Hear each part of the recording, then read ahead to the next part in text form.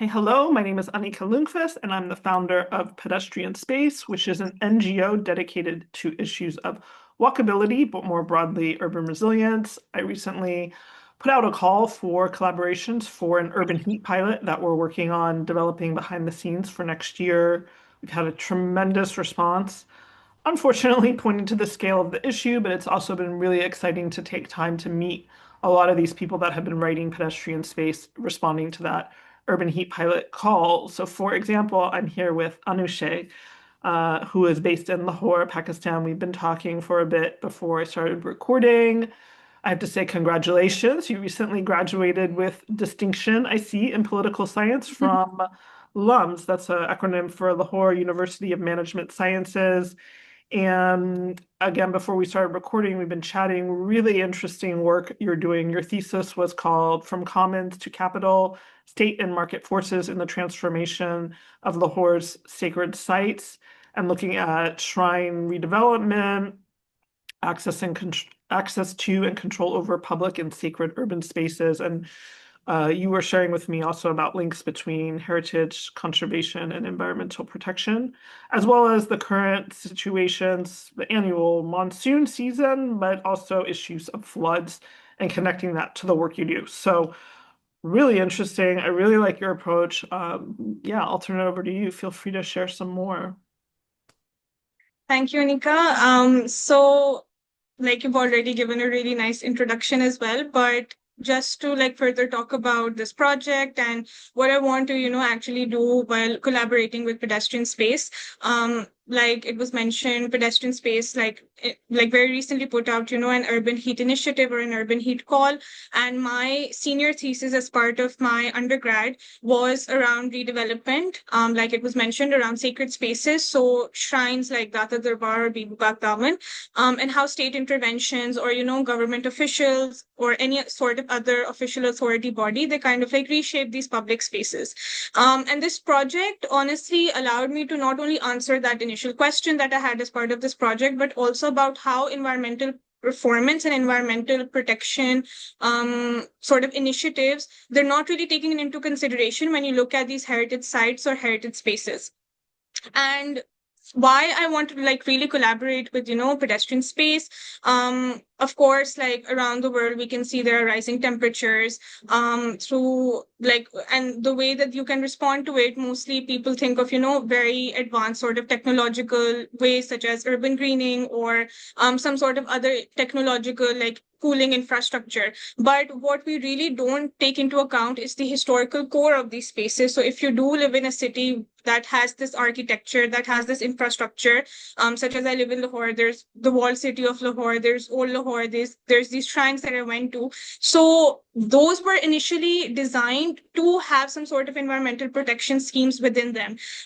They had environmental adaptation policies. They had traditional urban design that incorporated, narrow pedestrian streets that have trees at the side of all of these walks as well, because they want to reduce that solar exposure. They have less concrete spaces. They have inward looking courtyard houses within each of these neighborhoods that you had. So thinking about that and thinking about the modernization sort of technique that we're trying to apply to all of these spaces, it really brings the question that why aren't we exactly focusing on the climate adaptation or environmental adaptation policies that our ancestors had when it came to these spaces, when they had these courtyard houses, when they had these shaded spaces. And today many discussions surrounding heritage conservation, they remain mainly focused on preserving the architecture or the infrastructure, while also ignoring at the same time the impact of climate and the impact of urban heat and eventually floods as well on this infrastructure that is already very weak from, of course, being there for many years. And these debates rarely intersect. So while we're talking about the commercialization aspect of this, of these spaces as new tourist spots, why are we not really taking into account, the impact of climate? And that is something that I want to explore as part of collaborating with Pedestrian Space. It's I want to observe how people living there are responding to this heat, and what exactly the government is doing in terms of, protecting these spaces from environmental degradation, because pilgrims gathered there, they are sitting there for long hours because of course it's a sacred devotion that they're doing, but they're sitting there without any trees, without any, mechanism to protect these people from like vast environmental issues.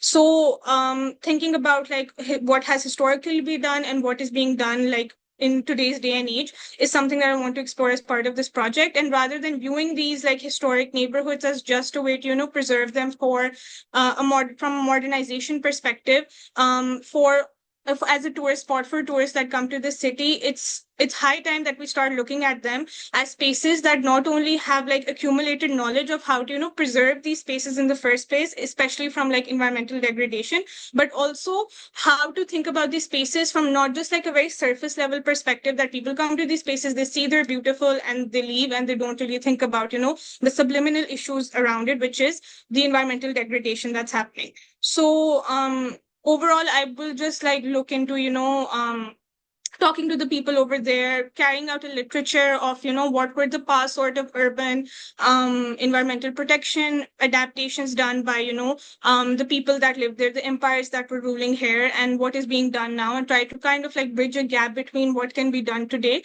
to preserve these spaces and a potential output, especially with like pedestrian space combining like media and research and communications. I want to like produce, some sort of output regarding how Lahore's historic urban environments, they functioned as like past sort of climate adaptive spaces, but now what is left of that today and what can be done to, keep on preserving that alongside our heritage and our history as well. So I think that kind of explains the entire project.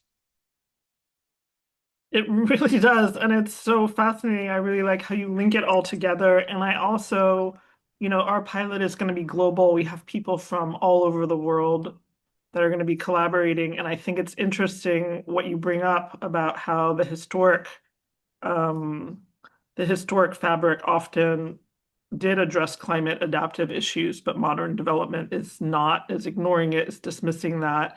And I think Yeah. we see that in many other places.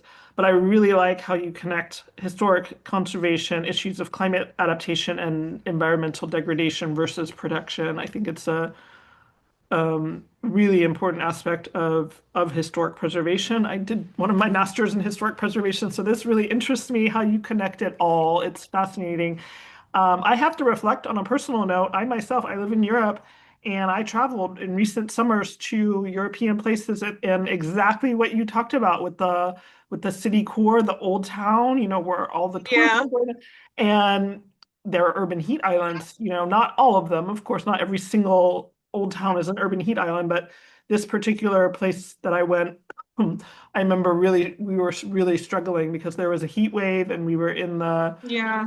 the city core, and it was just an absolute, it was, you could see the way people were moving. A lot of travel Mm, over the summer in Europe, and the way people were moving in the city core, just up by the side of the houses where the shade was, and the other yeah, side of the exactly. path would be the sun beating down, but then the refuge you would find in as you said, inward looking, yeah, the inward looking squares sometimes Courtyards. that had Yeah. yeah, Yeah. the courtyards sometimes with fountains that brought such thermal relief. And then I remember there was one area right outside the old town that was tree lined, and as you Mhm. approached it, it was like coming out of a furnace as you approached it, you could feel the gust of cool air just from this tree-lined street. And yeah, so the issues of old town, city cores, urban heat, I mean, of course it's unique to place, but it's like a global issue. So It's a global issue. Yeah. yeah, so I find what you're doing really interesting. So I'm looking forward to having you in what is developing as our urban heat network. And I'm really interested in the work you're doing. Happy to collaborate. Perfect. I'm looking forward to it as well.